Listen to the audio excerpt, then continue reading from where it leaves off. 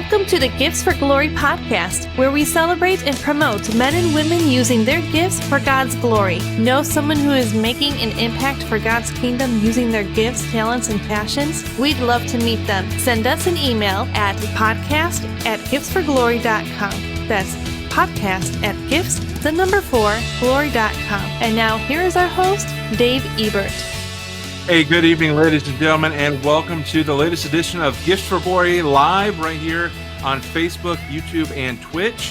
And also, thank you for joining us if you're watching the replay on Creative Motion Network, or if you're watching or listening to the replay on any of the audio podcast platforms that we're a part of. Really excited for you to join us. We've got a great guest as we continue National Humor Month with the one and only Rhonda Corey. We're actually going to play a clip of her comedy, give you a taste of it in just a moment. And then we're going to hear from her as she's getting ready for a lot of dates. Things are picking up for her now that we're kind of getting out of the whole COVID business. We're really excited to see that she's getting back out there. We're going to talk about comedy, about faith, and all of that come up in just a moment. First, let's get started with our Devotions with Dave segment. Our Devotions with Dave segment is going to come out of Romans 15:13, reading from the NLT. Romans 15:13. I pray that God, the source of hope, will fill you completely with joy and peace because you trust in him. Then you will overflow with confident hope through the power of the Holy Spirit. Again, that's Romans 15:13. I pray that God, the source of hope, will fill you completely with joy and peace because you trust in him. Then you will overflow with confident hope through the power of the Holy Spirit. And I love any verse that reminds us about the hope we have. Hope is bigger than any person, any government, even our church. Hope is bigger than all that combined. Hope is in the form of Jesus Christ, who came and paid the price for us so that we could call God our Father, so that we could go into the Holy of Holies and be close and have a personal relationship with him. So I pray that God, the source of hope, will fill you completely with joy and peace. Joy is more than happiness. Happiness is kind of a fleeting emotion, but joy, that's deeper, that's more permanent. Hope, that's deeper, that's more permanent. And peace that comes from Christ, that's deeper and more permanent. So I hope that this scripture reminds you that that's where our hope is, that our hope is in Christ, and that's where we should be seeking to get filled from. It's that living water that Jesus offers that will make sure that we're never thirsty again. So that was our Devotions with Dave segment coming from Romans 15:13.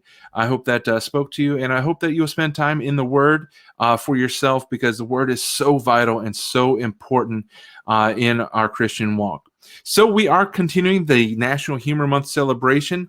Our guest this time is going to be Rhonda Corey. She's a phenomenal comedian. She hosts the Talk is Cheap show every Tuesday at 7:30 Eastern time, so 6:30 Central, where I'm located. It's a lot of fun. I've seen several of our favorite people on there. Steve Rivera and Haas have been on there, both from Gutty's Comedy Club, friends of the program. So we're going to check out a little bit of Rhonda's comedy, and then we're going to bring her on in just a moment right here on the Gifts for Glory podcast. So here we are, right? We're in the car, and we're spending some quality time together, you know? And he looks over at me, and he says, Rhonda, do you know what's longer than a line at Walmart on Black Friday? And I said, would that be your love for me? And he said, no. That would be the hair on your chin.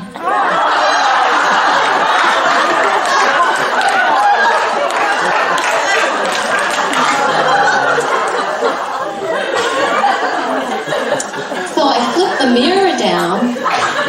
I'm like, oh yeah, that is quite a whisker. So I took my fingernails and I tried to pluck it out. Ladies, you know what happened. Curled that baby like a Christmas ribbon.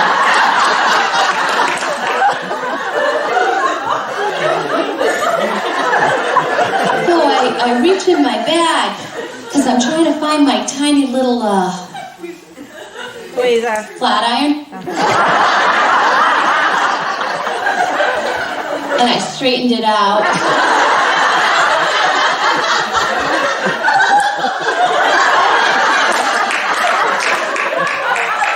chilled it back down, and I made no mention of the mohawk that was growing out of his ear.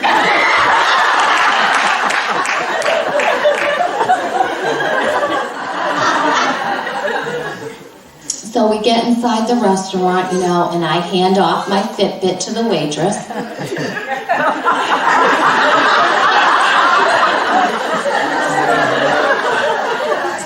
It was busy.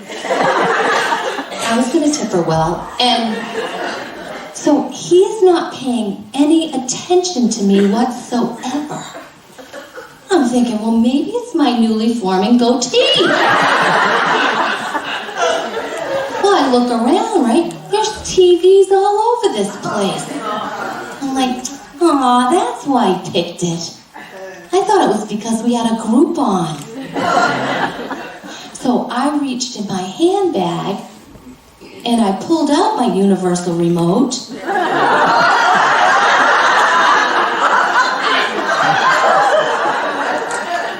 And I shut them all off.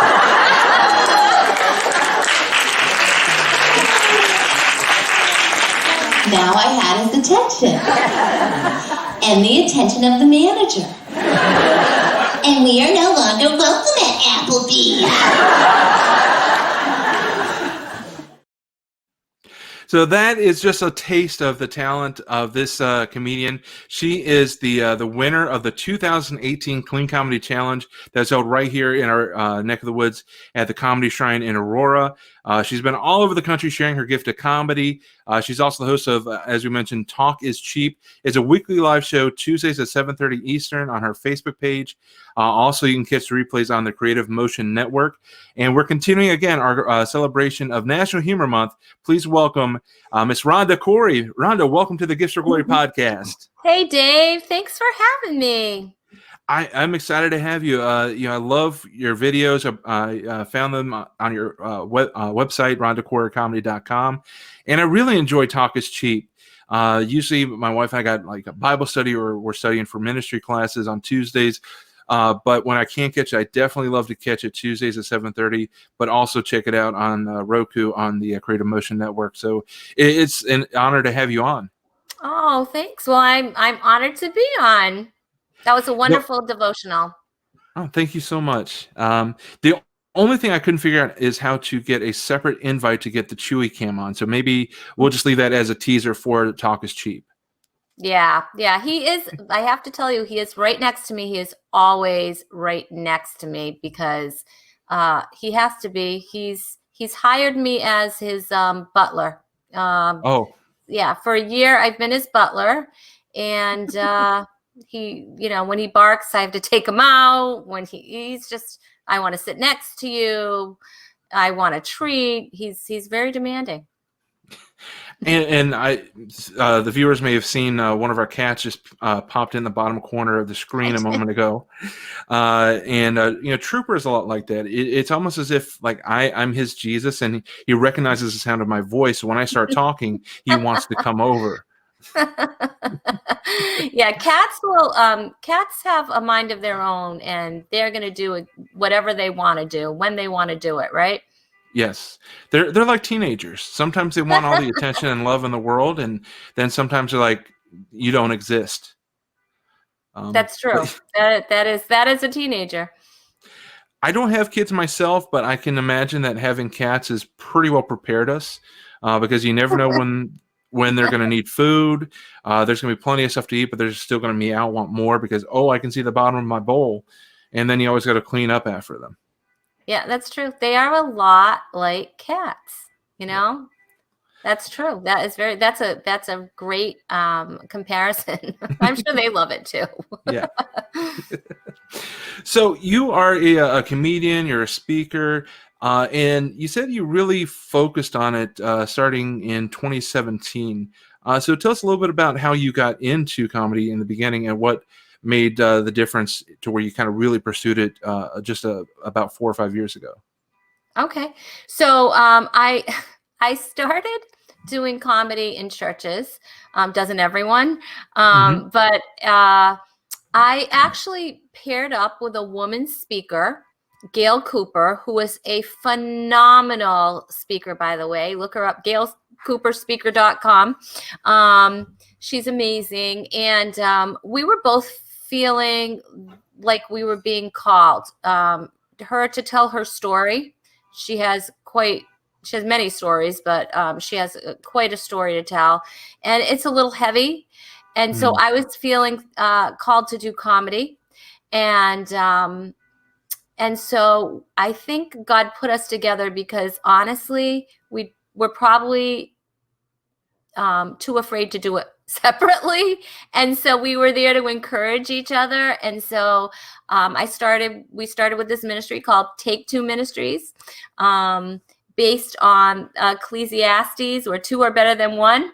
So, and of course, God is the God of second chances. That was kind of what what we were based on.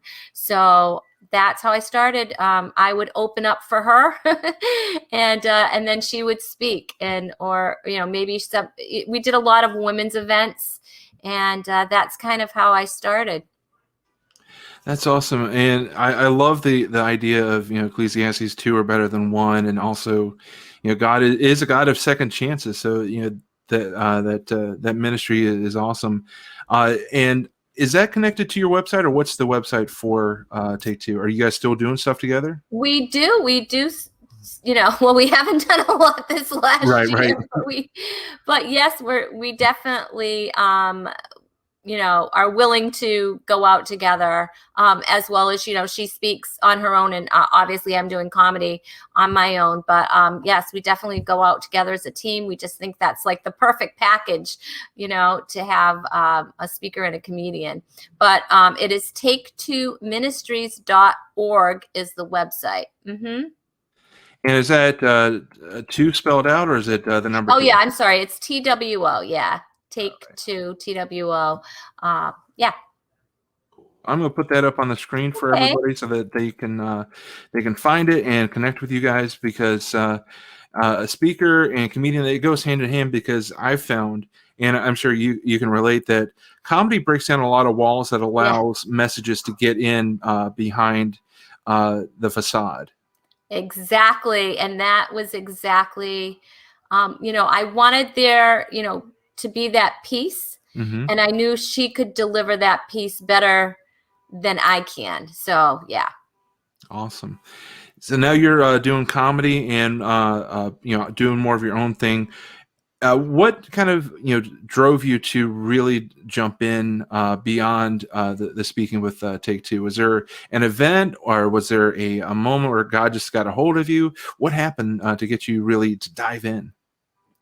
Well, I think, Gail was doing some different things, and I just felt strongly, I just so driven to do comedy. I can't even tell you, like I think about it so often, and I did feel called just to, like, I needed to plow ahead and just continue to do that. She was writing a book. And so, and I was getting some opportunities to do some gigs and events, alone.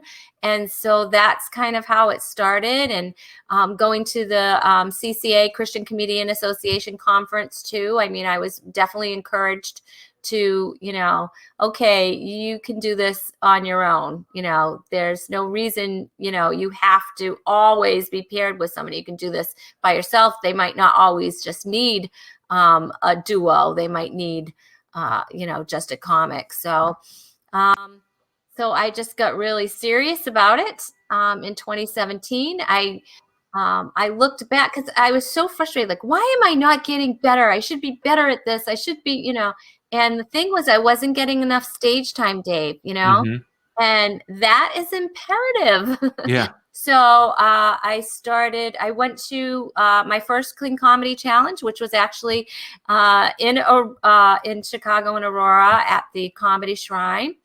And it was a totally different setup for me. Mm-hmm. And I learned so much.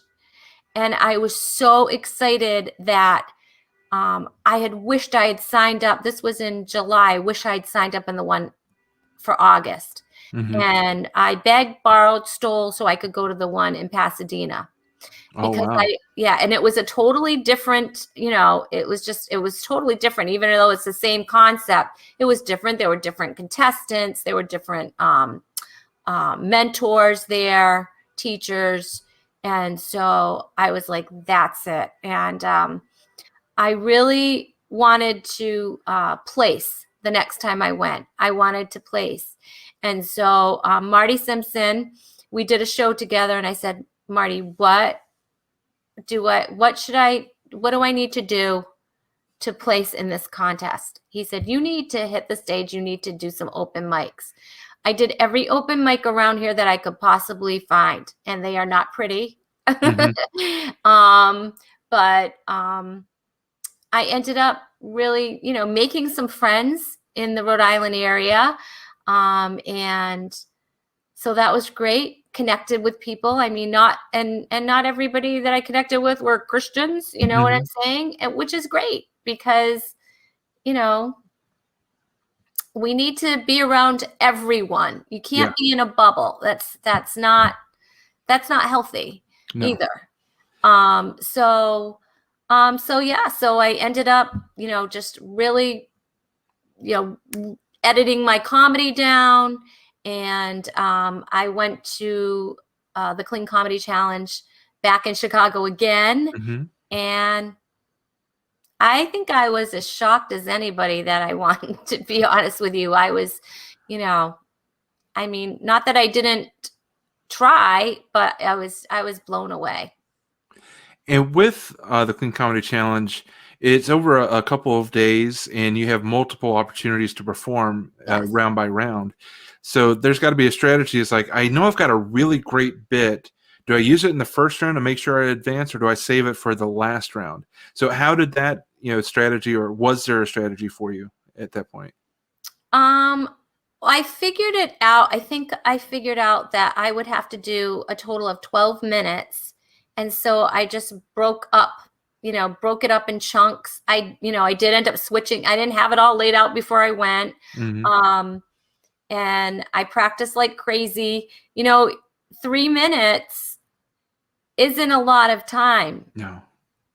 But you can get a lot of jokes in 3 minutes if they're edited down. And so I don't know, I kind of did my little chunks, little chunks here, maybe different categories. And I guess that's how I broke it down. I don't think I really, did I save the best for last? I don't know. Okay. I tried to be consistent. There you go. I tried to be consistent. I think that's really probably what did it, is I was consistent. And looking at the picture of you guys all there at the Comedy Shrine at the end, there are some well-known and some successful comedians that were a part of that. I recognize Joby Sad. Was he a judge, or was he a contestant? Oh no, he was definitely, he was a judge. Yeah. Okay. He was, was he a judge, or he helped out? I'm not sure. I don't know if he actually judged. Bill Gorgo judged. Rocky Laporte was a judge. And a couple others too. Yeah, Rocky Laporte, he's been around for a long time. He's hilarious. Oh, he's amazing. And I got the opportunity to work with him for a fundraiser that he did in Connecticut. That was a lot of fun. And then for another, for a club down here, which is a different story. That didn't go as well as the fundraiser. Do you have a preference over what kind of show, whether it's a club show or a church show?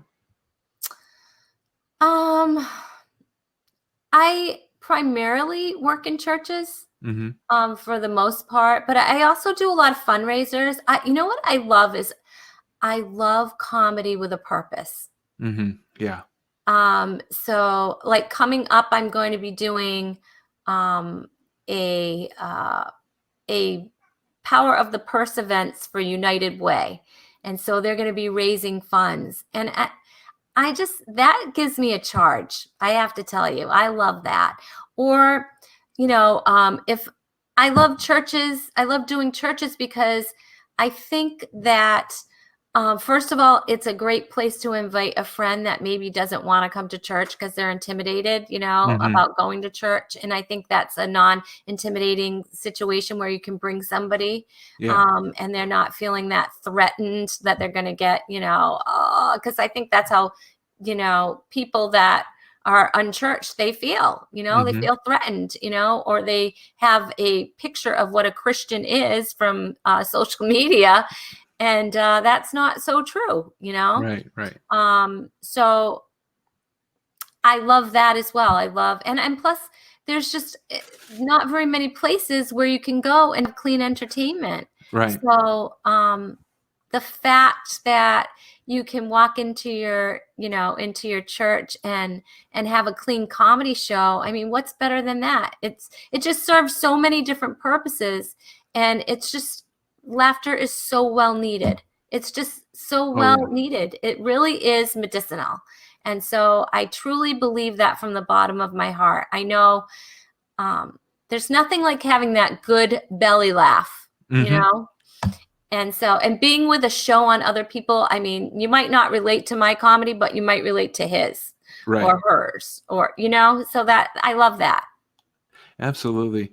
And there is no doubt in my mind that God gave us laughter to give us a little bit of levity with all the stuff he knew that we'd be going through. Some of it self-inflicted, of course. Others, it's just the fall of the broken world.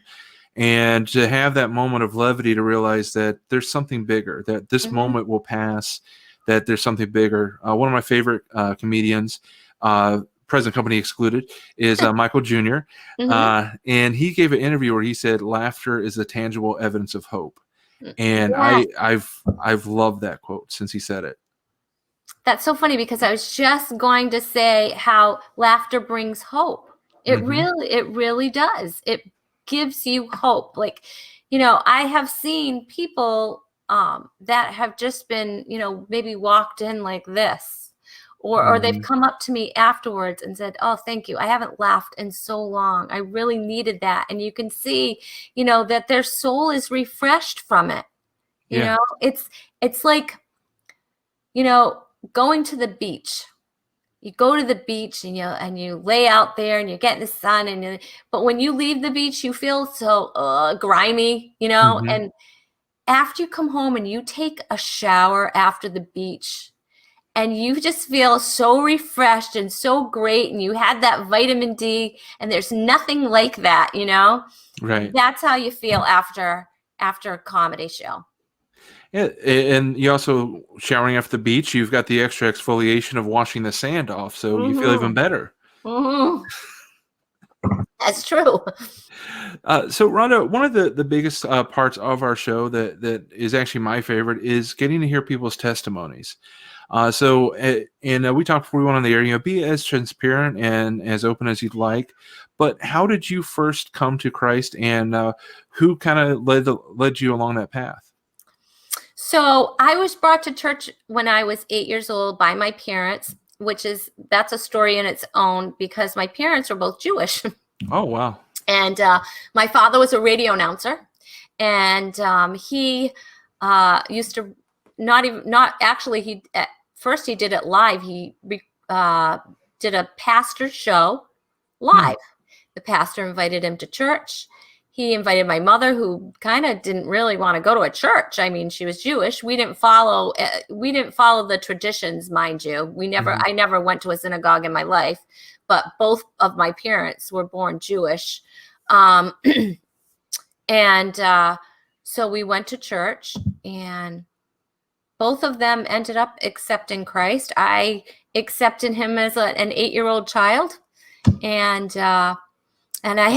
I have this joke actually in my act, which is true, but I was 8, and then when I was 14, I left to start building baggage for my testimony.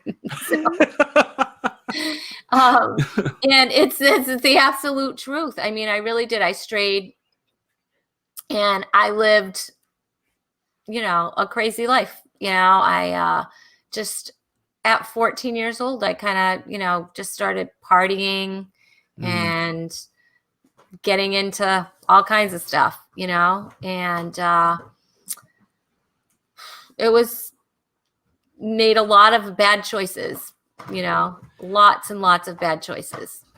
What were your parents doing at that time? Did they know that you were kind of going through that rough spot and kind of let you live, or were you very good at keeping it secret from them? No, and at that time, my father was no longer following Christ. So my mother, was a devout Christian. But my father was, a little tough, He had a temper. He came from a tough childhood himself. Yeah. And so, it was difficult for my for my mom. That was probably, I didn't realize it at the time, but that was probably why I kind of strayed that way. And you just as when those are those formable years, as a middle schooler going into high school. It's a tough time, and of course you want to be accepted, and you want to be with who you think the cool kids are, and what are the cool kids doing, And I grew up in the late 70s, and so back then, Saturday Night Live was on. Cheech and Chong were big, so marijuana and drinking, that was all glamorized. Right. Not that it's not now, but I mean, it was glamorized back then. And so that's what was cool. That's what I wanted to do. I wanted to do, I thought my mom was, she was crazy, Right. she was crazy. I mean, I felt like I was living with an angel and a devil, I used to say. With my mom and dad. It's terrible to say that, but yeah, so that's how it was. And that's what I did. I just strayed and made some really wrong choices, and just, that's what I cared about. I didn't care about school. I skipped a lot of school. I ended up getting into a program. I mean, at first I was on track to go to college. And then when I was in my junior year, I was going to school half a day and working half a day, because I was ready to quit. I mean, what was I going to do? I don't know. But I don't know how that turn happened, but you kind of go back and you try to relive, what made me do these things? Why did I act this way? And so yeah, that's what I did. I did a lot of partying, and that continued on in my adulthood. So what ended up changing? You're kind of living this rebellious lifestyle, kind of almost rebelling, if I'm understanding correctly, against to your mom, because you saw that your dad had kind of seen the Lord and walked away. You're like, well, then what's in it for me? Almost. What ended up changing? So I ended up. I was 32, and ended up getting pregnant by my now husband. Yeah. And we were already talking marriage. And he asked me to marry him. He said, well, we're going to get married. I said, now we're not going to get married, because I'm not going to have you marry me because I'm pregnant. I had a great mindset. So anyway, we obviously ended up getting married. And so I wanted to get married in the church that I was brought up in. And my mom was, still going. And, the pastor, that was my pastor. And so normally, to be honest with you, Dave, that is not a situation that they would allow you to get married in the church. But I don't know, God had different plans, and we were allowed to get married in the church, and we went, for premarital counseling. And so honestly, I started going to church because, I had to, at least until the wedding. Right.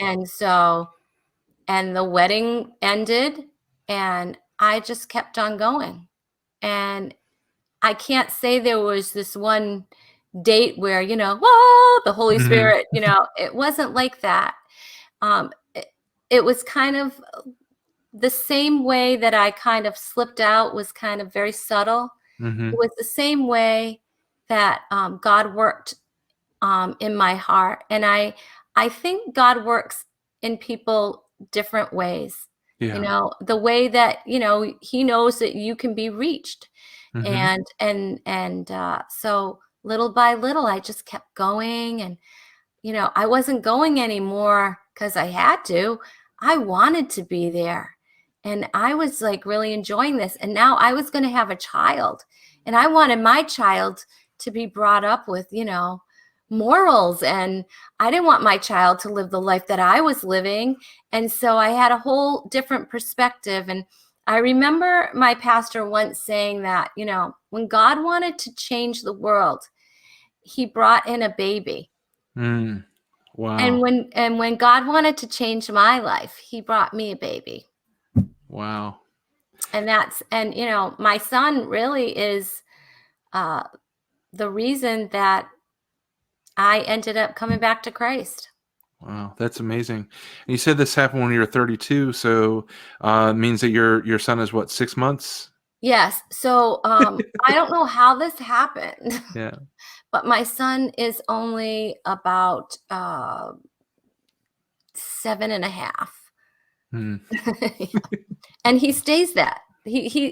So maybe he has a full beard, but still, yeah, we don't have to talk about age, Dave. We're not gonna get that deep into this, are we?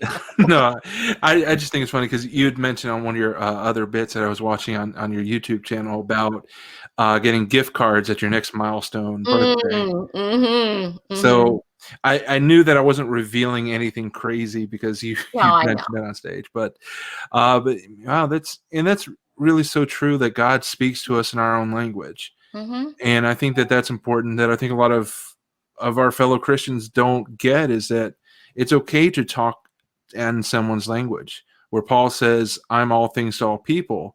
It's not that he changes the gospel for who he's speaking to. He changes his delivery for how who he's speaking to. Yes, yes, yes. I can't agree more. I can't agree more.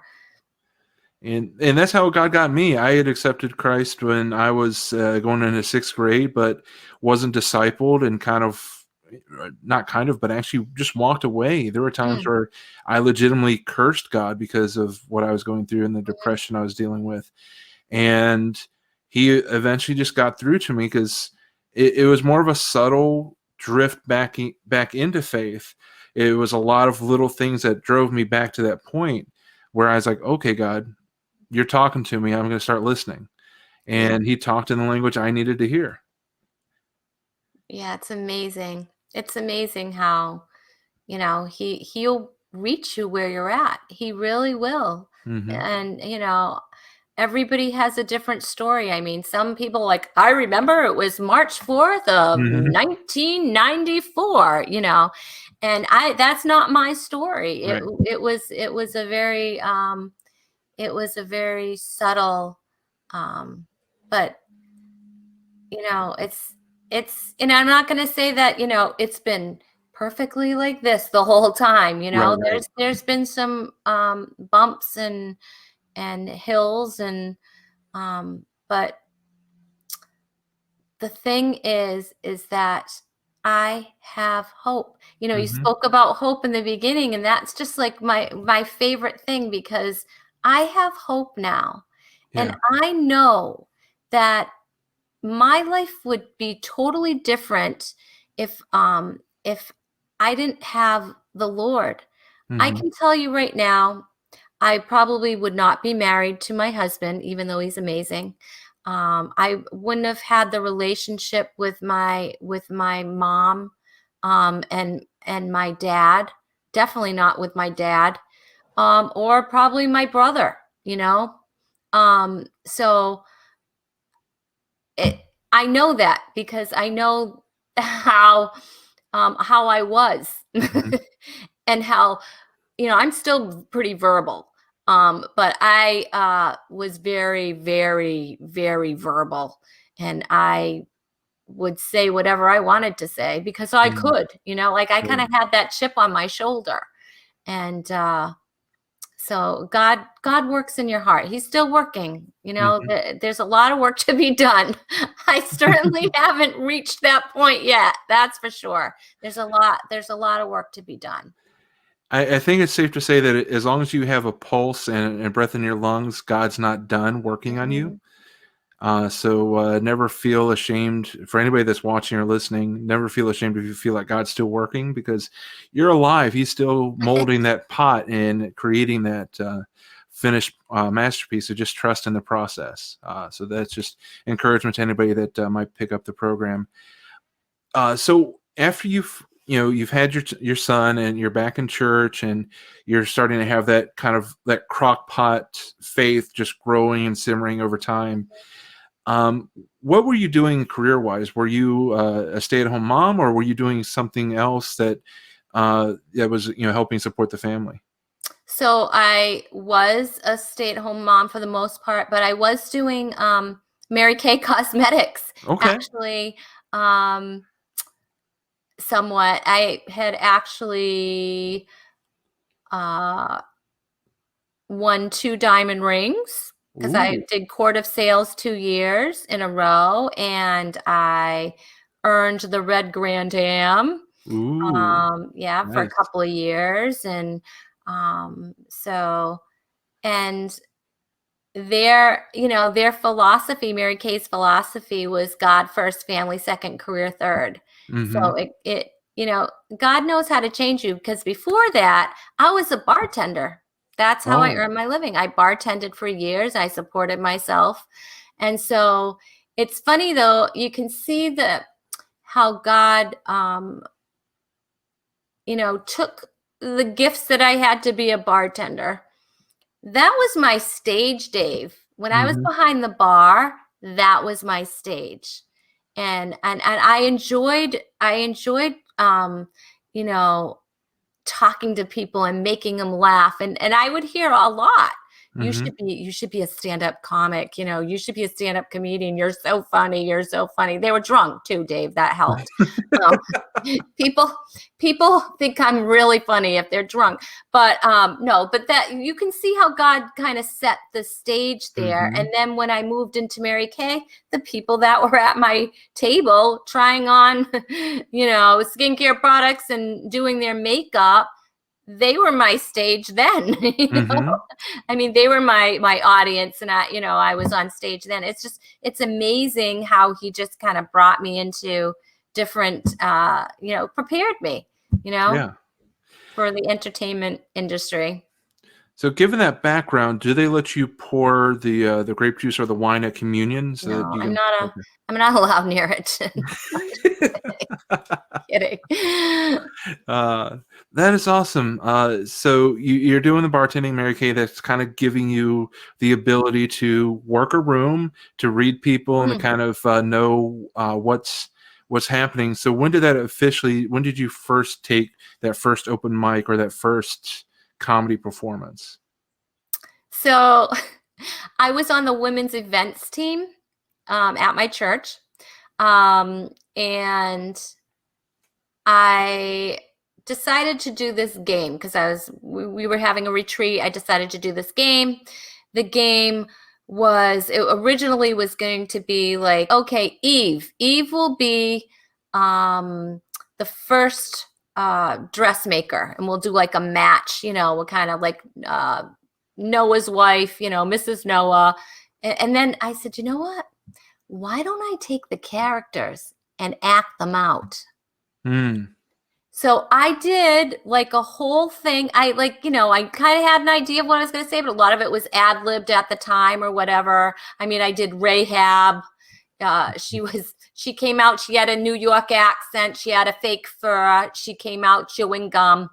And so the people who were watching had to guess who the Bible character was. And so I had a blast just writing that and doing that. And then I started I actually went to a few churches and did it, performed it for a few churches. And then I opened for Tim Hawkins, Ooh. his DVD. I opened for his DVD. Wow. Yes. How many people get to open for a DVD? That was my start. I actually tried stand-up comedy before Tim Hawkins' DVD. And then I think I've done it because we would have comedy nights. They showed like Shonda Pierce. I opened for her DVD. Wow. I did either skits or I tried stand up. And one night I just put on a whole comedy show where I did stand up, which I thought was stand up. It was horrible. Now, now you look back, you're like, honey, that wasn't stand up. I don't know what you're doing. You were standing up. That was about as close to stand up as you got. But yeah, so that's how I started. That's awesome. And those are some doors that really God could only open for somebody is, somebody like Tim Hawkins, and who I think that he owes every comedian an apology for not giving the heads up about 2020 since he retired right before it all happened. So funny. I love to tell everybody I opened for his DVD. I opened for Tim Hawkins' DVD and for Shonda's DVD. Oh my gosh, too funny. The closest I'll ever be is actually opening their DVD. Like they played, they played their DVD and I opened for their DVD to be played. Yes, like I literally opened for their DVD in the church. Yes. Okay, I was thinking like you're like the warm-up act before they filmed the set. Yeah, okay. No. They're actual DVD. Oh, wow. Their actual DVD. We put it in first. It was me, and then okay, everyone, look at the screen, and that's Oh, okay. So no.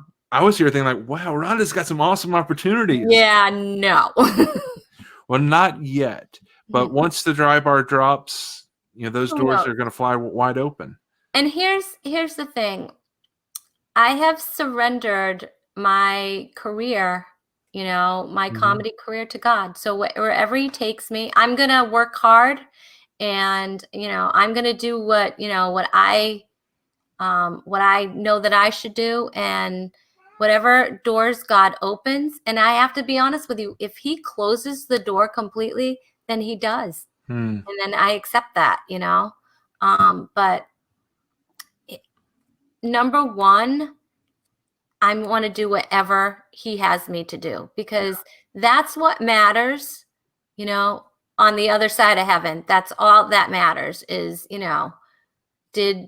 was I really following his lead? Because that's what I just want to be faithful to whatever he has for me. Because you know what? When I get to heaven, he's not going to be like, all right, so your dry bar, the likes on it, little on the low side. None of it's going to matter. Oh, so you opened for such and such, huh? Okay, well, we have a nice place over here. Here's your mansion. It's none of that matters to God. None of it. It matters what you do with what you're given. And so I just want to make sure that what I'm given, I use to the fullest. And I make the most out of any kind of talent I have, and he's going to have to multiply it, But and that's exactly how I feel. And that's the perfect perspective to have. Although it gets when you're somebody in a performance-based thing like comedy or something, it's very easy to look at the shiny fruit of the tree of good and good and evil, and like I want that, and then you're forgetting that you already have all the fruit you need. And so it's very challenging to want to pursue the fame and the fortune. And that's an awesome perspective to have. And, I pray that we all keep it, that we realize that we're performing for an audience of one. Everybody else is just along for the ride. Yeah. I agree. Honestly, I just want to work. I just want to keep working. And, I'm don't get me wrong. I'm very excited about doing Dry Bar.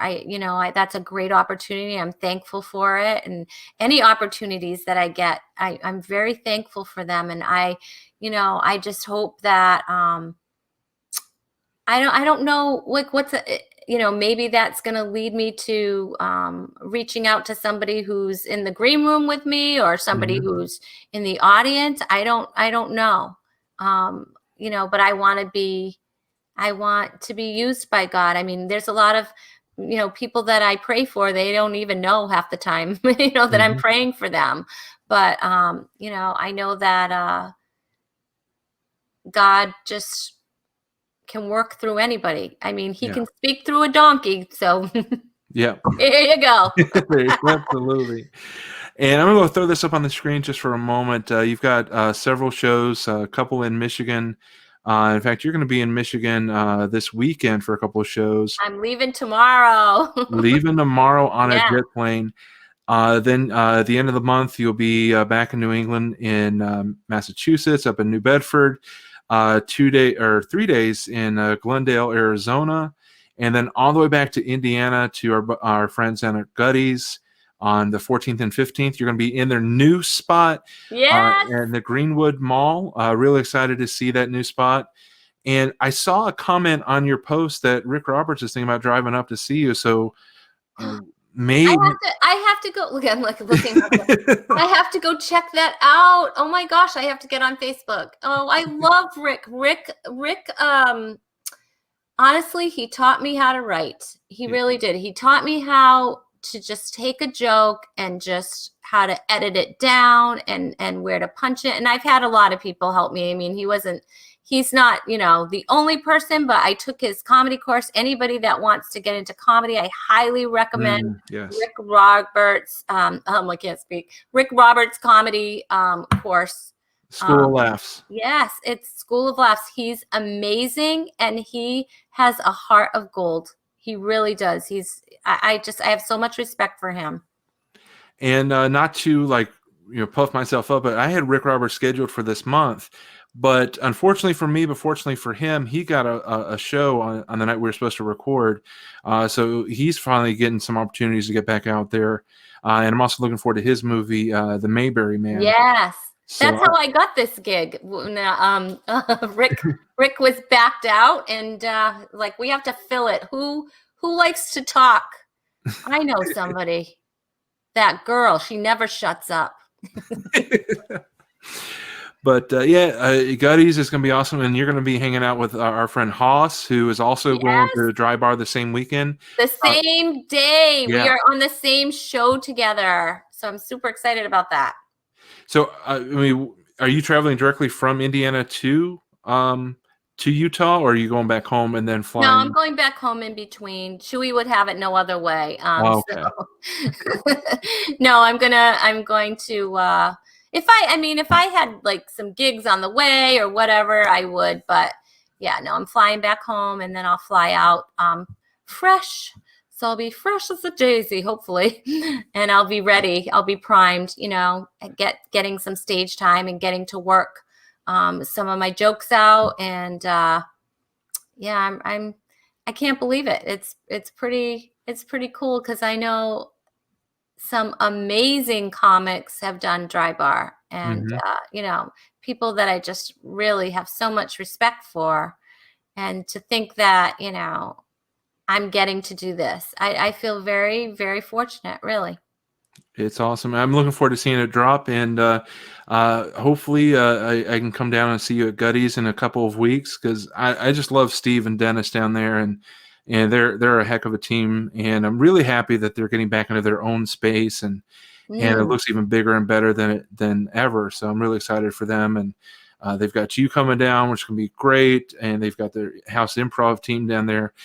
They won't take it. I keep offering it to them, but I say, use the moniker, the premier clean comedy club in the Midwest. That's what I think they are. But Steve's like, nah, man, we got this. So check out Gutty's Comedy Club. You can see Rhonda Corey there coming up in just a couple of weeks on May 14th and 15th in the brand new spot in the mall. Also, if you're in Utah for whatever reason, check out Dry Bar on the 21st. You can also see Hoss in action. And you can find all those dates and information to connect at rhondacoreycomedy.com. But Rhonda, before I let you go, there are two more segments that we do on every show. The last one we're going to do is we're going to ask you for your wise counsel for anybody that wants to use their gifts for God's glory. So let that stew in the back of the brain. Okay. But before we get there, we have 7 quick questions. They're random. Wouldn't have otherwise fit in the interview. We call this segment the interrogation.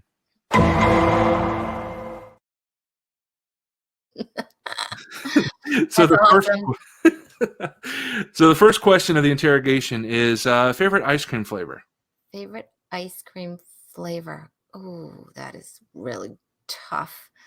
I am going to say cookie dough. That's a good choice. I think all Christians would also say Rocky Road. All right, question number 2. What's been your favorite venue to play? What's been my favorite? Gosh, it's been so long. What's been my favorite venue to play? I did this fundraiser, the one that I did with Rocky Laporte. That was just a blast. It was just so much fun. So that was just such a fun show. I don't know, but the last clip that you showed that was at Rock Church, that was a blast too. I don't know. That was such a wonderful audience. I'm going to say there for now. Okay. Sounds good. And for any church that's out there, you've got a great facility. Maybe you could win Rhonda's favorite venue to play in. So book her now. All right. Question number 3. With whom do you most identify with in the Bible? Oh, let's see. No, I was going to say somebody, but I'm not going to say that. Wow,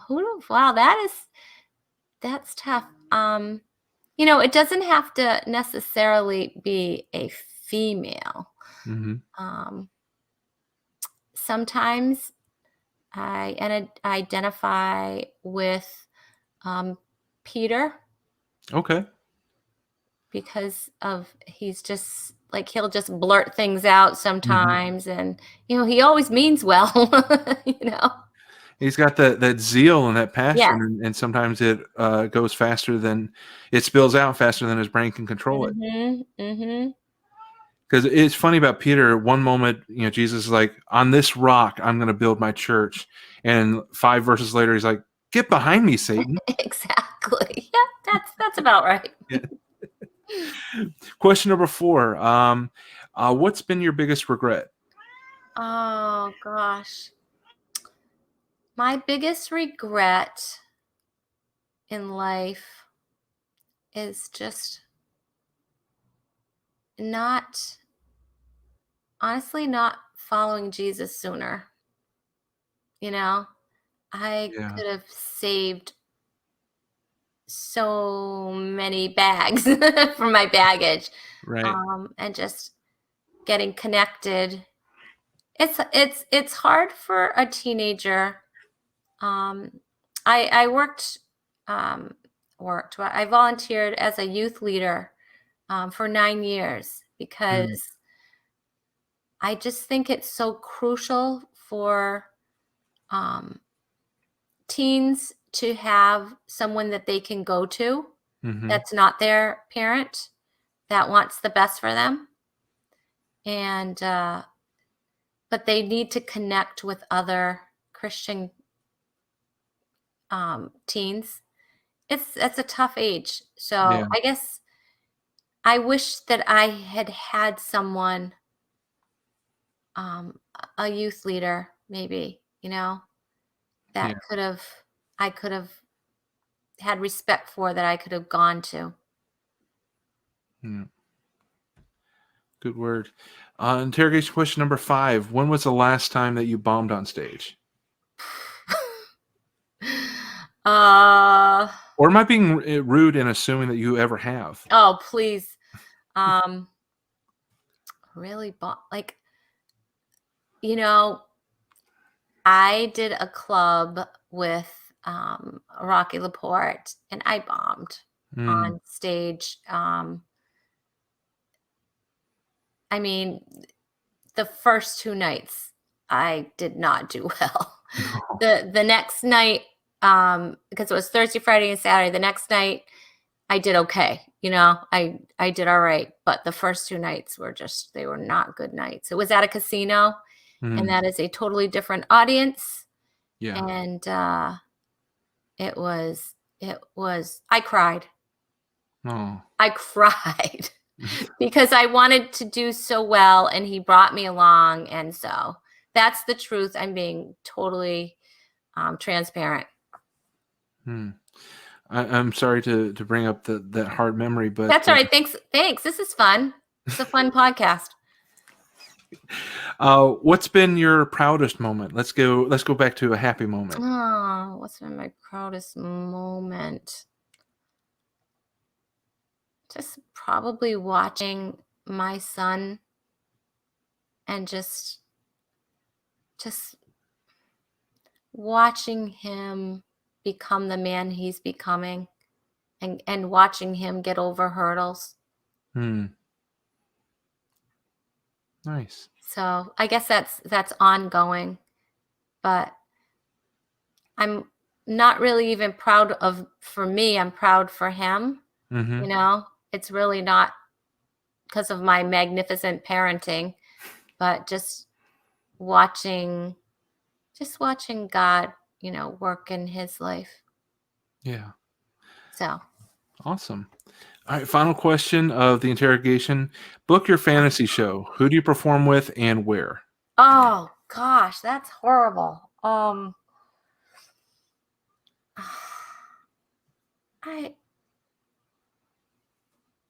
Where do I perform? Gosh, that's hard, Dave. That's really hard. Did you notice I put an A on the back of your name, Dave? Yes. Okay. I'm also stalling. I don't know. There's so many people that I've gotten to perform with, some wonderful people, and I'm getting to perform. Like, I'm like this weekend I'm going to get to perform with Robert G. Lee. Yeah. How awesome is that, And I don't know.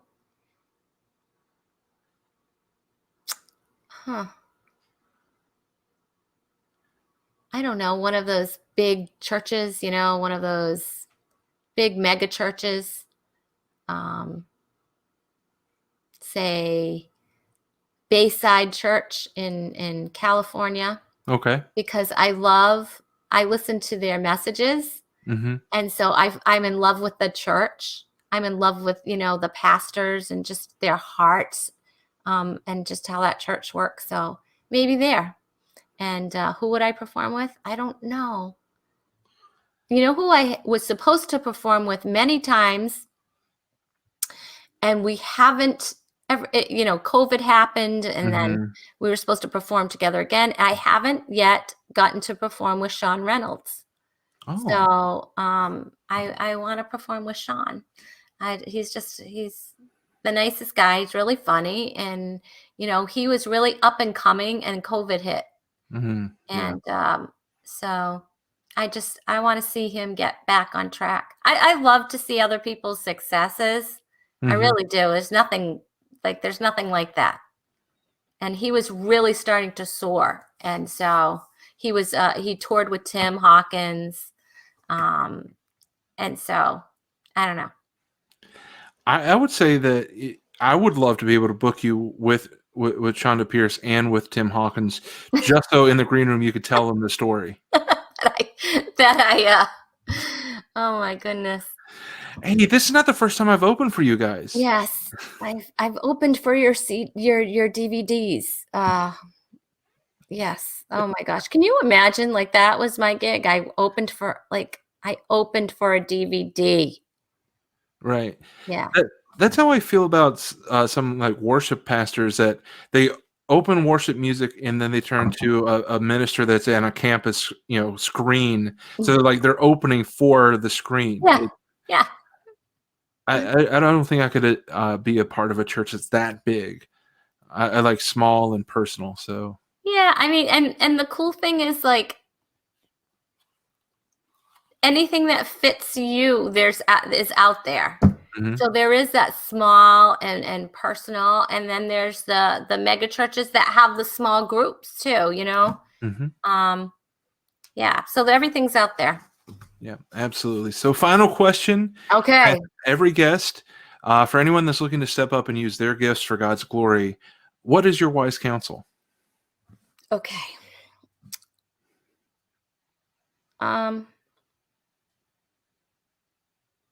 Just do it. Just,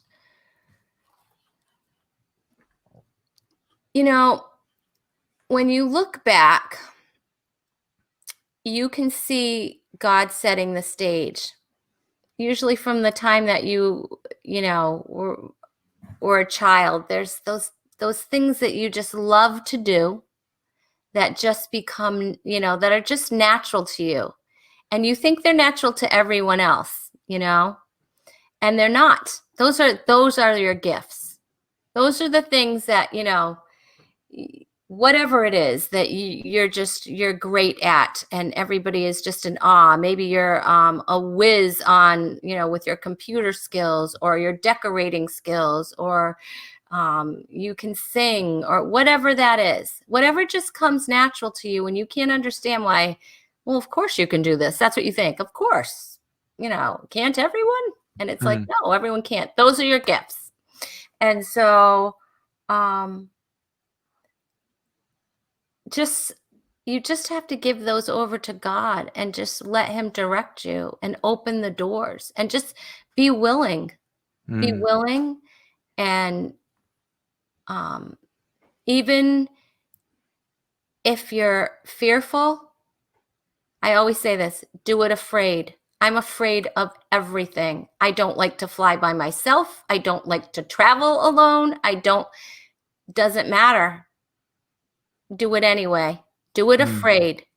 And God's going to take care of you. He will take care of you, and he wants you to have to depend on him.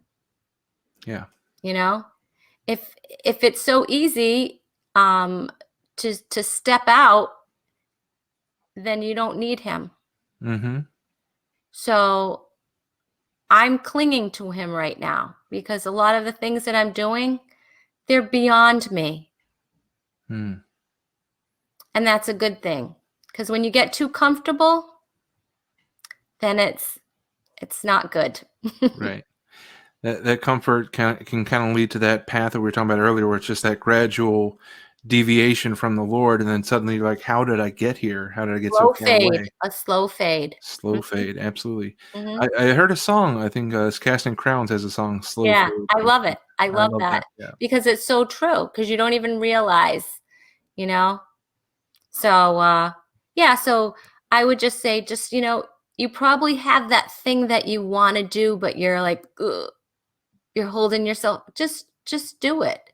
Yeah. Just try it. Just if it's comedy, try an open mic, or find someone else that's doing what you want to do, and connect with that person. Yep. Absolutely.